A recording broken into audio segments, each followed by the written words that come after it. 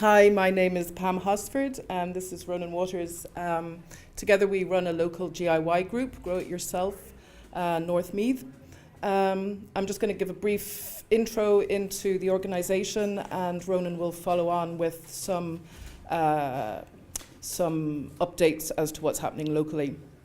GIY was founded in Waterford in 2008 by Michael Kelly. He had moved to the area from Dublin, moved to rural Waterford, was growing his own fruit and vegetables for himself and his family. And one day he was in a supermarket and picking up a bit of garlic to buy, and he saw that it had been grown and shipped from China. So he thought, absolutely absurd that a plant that is actually really easy to grow here has come such a distance. It's a huge waste of resources to get here. So what can we do about that? The other thing that happened around the same time was he wanted to find a group of like-minded people to join and discuss issues around gardening, growing your own food. So he went to find a group to join. There was nothing out there. So he decided, okay, let's set something up. So he did. And the first one in Waterford had over 100 people turn up. And since then, it's just really evolved into an amazing organisation. There's hundreds of groups around the country in Ireland. It's international. They are in Africa, America, England, Australia, New Zealand. So as an organisation, they now kind of run campaigns throughout the country. They run an annual potato growing competition, which is a lot of fun. No one takes it very seriously, but the aim is to get people connected with growing food and to learn where food comes from, to discuss the disconnect that's happened really in society about our food. So that's called Spud Love. They work with Board Bia on that every year. In schools, they work with primary schools and run a lot of projects encouraging children to grow food from a young age, and they also work with businesses. So that's the organisation. A huge development has happened this month. They've just opened a centre in Waterford called Grow HQ, and that will be the hub of GIY activities in the country. It will have a kitchen garden, a cafe, serving the freshest of food that has been picked from the kitchen garden, classrooms with a range of courses available for people to learn. So the aim is to encourage everyone to grow something, to take responsibility for what we eat and to learn about food. I suppose we were asked to take over the group last year. It had been running for a while. So as a local group, we are based in Kells, and we meet on the last Wednesday of every month in the sawmills. And we follow the format that most groups around the country follow, and that is we will pick a range of topics that people want to discuss. For example, myself and Ronan have done sessions on integrated pest management from an organic farming point of view.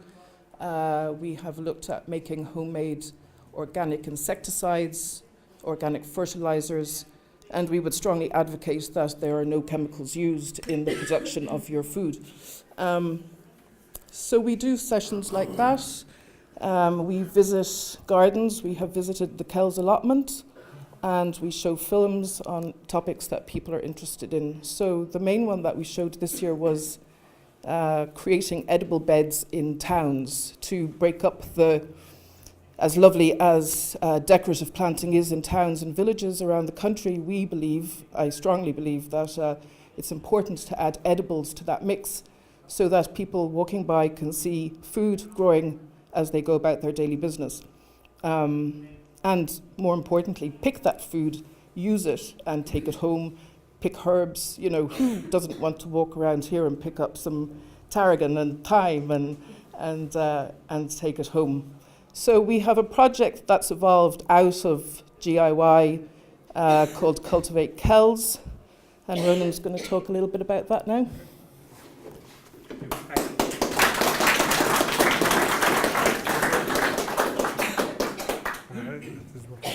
Hi, so we're alongside GIY Northmead. We set up a group called Cultivate Cows, and Cultivate Cows is based on something that's happening in lots of different countries around the world. There's a couple of projects in the UK which are very well developed. One in Todmorden, which is in north of England, kind of old market town. It's called Incredible Edibles if you want to look it up. They've been running it for years and planting kind of food crops all around the town. On any square space that's free and available, they've planted something in it. And they've then developed a whole range of projects out of that. There's also very well established projects in Bristol and in Totnes. But there is also projects in Ireland. There's Edible Bray.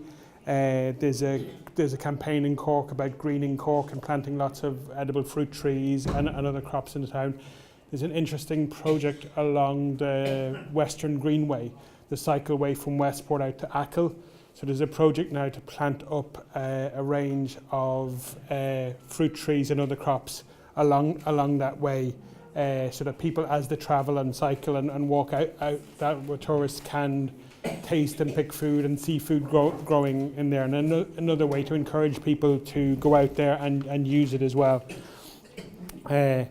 And there's along the quayside in New Ross, they've also got vegetable beds along there. So now we've got Cultivate Cows. So it's based on a very simple idea of using public spaces to grow food for people to share.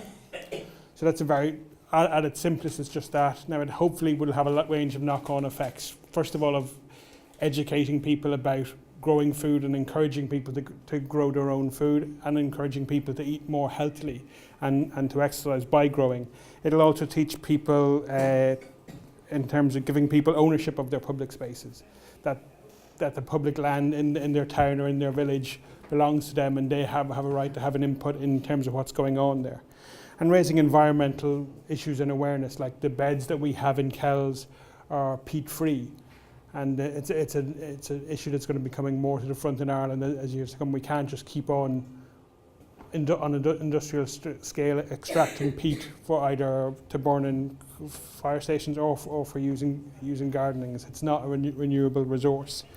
And promoting local food security, and there's a great teaching opportunity in terms of with kids and young people about who may have been out they were a generation or two out of touch with kind of growing food and not sure what some of the plants even looks like.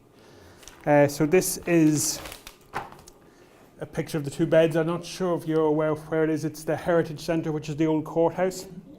We picked this location because it's a very public location. The Heritage Centre, after being closed for a while, is opening back up now again to the public, so there is going to be foot traffic through there. It's also a key location in terms of across the road from it. Nearly all the schools in Kells are across the road from it, are very close by, so it'll have a lot of kind of foot traffic of young people.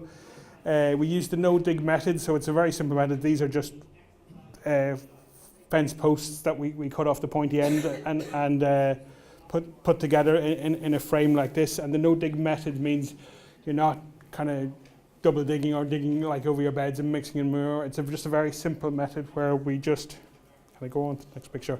You just make the frame, put down cardboard, wet the cardboard, and then you just put compost on top of it. In this case, this is well-rotted cow manure. The local allotments group in Kells, which are based up in Lloyd, they get a big, huge delivery of well-rotted cow manure every year, and they let it sit there for a while. So this is really well-rotted. This is kind of like around a year or two old. So it's very fine, kind of crumbly kind of mix. And you just put that in on top of the cardboard, and you just wet it, and you just plant directly into that. So there's no digging. It's very, very easy for people who have bad backs or older people who don't want to or can't do the very rigorous regime of that all gardening used to be about, is like digging over your beds every single year and stuff like that. It's just a very quick and easy way. So these were planted up in the 5th of August, and we'll show pictures of them as they developed. So we planted them up with plug plants that we'd grown from seed back at home, and we've done a mixture because it's obviously not a very good time of the year to plant a vegetable bed is in August. It happened a lot later in the year than we would have wanted. So we picked crops that would fill up the space quickly. So we picked a mixture of kind of like green leaf crops like rocket, rainbow charge, which would be bright and colourful and would attract people to them. And what else? What else went into it? There's lots of leeks and runner beans and radishes and stuff like that. So we planted those ones which would grow up quick and fill up the space. And we also planted other plants like the strawberries. So there's some perennials that went into it that would establish this year and would continue growing next year. So there's strawberries, there's some globe artichokes, there's some herbs like there's mint and thyme. There's tarragon there, there's parsley there, so kind of things that will come back every year, and that's always better both for the environment and also for the amount of work that has to be put into them. If they'll come back every year, it means you don't have to plant them up every year. So the plan is to, with these two, is plant another two behind them. That will be planted in the spring. There just wasn't much point of going with all of them. We wanted to test the waters to see how people would respond to them, but also just to see, because of the time of the year, you couldn't fill it all with lettuce. You'd never have enough people eating that amount of lettuce. So we just started with two, and we'll continue on with them then.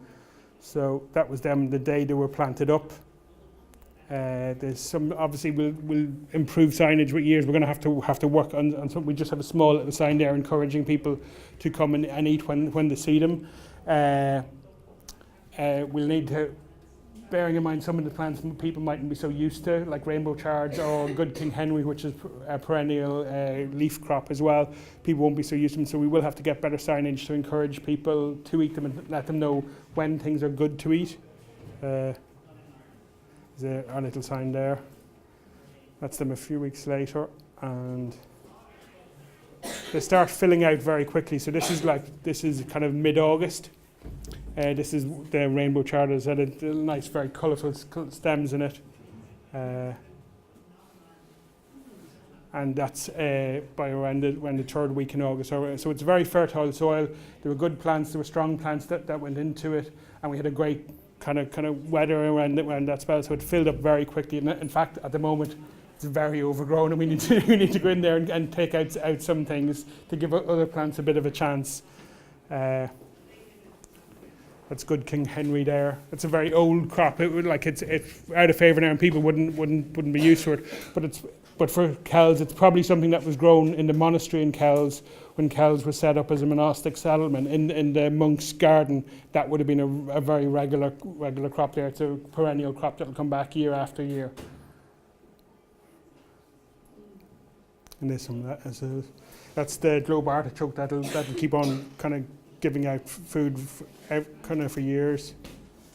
There's some people there picking. So that's, I think, on the 30th of August. That's it there. So 25 days later. Yeah. Now, obviously, that's a lot of growth in that time of the year and stuff like that. But and it's got come on a lot since then. And as I said, we do have to probably go and tidy it up a bit now. But we'll plant up the other beds behind it. And the idea is then to see what will come out of that. There's lots of obvious future plans in terms of that we're thinking about at the moment.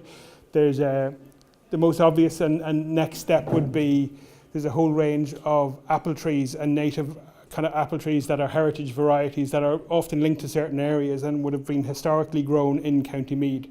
There's a very well-named one called Blood of the Boyne, which is a red apple kind of variety and stuff like that, and that would have been bred and created to suit the soil and the climate of kind of Meath. So that would be a very good variety to grow, and it's very academic just to talk about it, but to be able to have it growing locally and to give people one to taste while you're talking about it would be a great kind of experience. So we have spoken to the council and a few other groups like Kells Local Heroes and stuff like that, and we are on tentative ideas about looking at spots where we can plant up those apple trees with other plants and with other edible plants in and around them. And the idea would that people could have, that there would be a food trail around the town, and people could go around at different times of the year, different seasons, and they'd know, well, they could taste that there, or like things like the bus stop.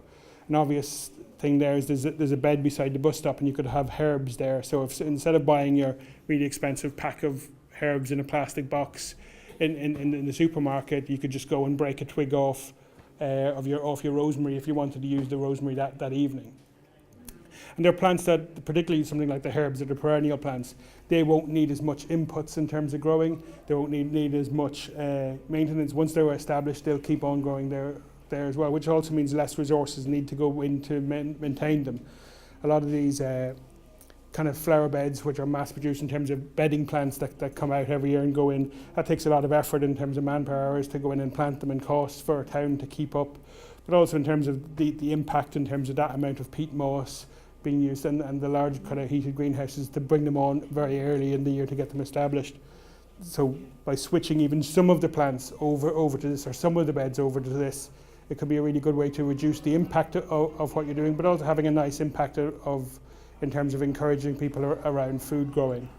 And that could be done, let's say, in a small area like Moynalty, which is very famous for its tidy towns. It could be done with either just taking one of the beds out of maybe some of that flower production and putting it into food crops, or else you could mix and match. You could, in every bed, could have a different herb.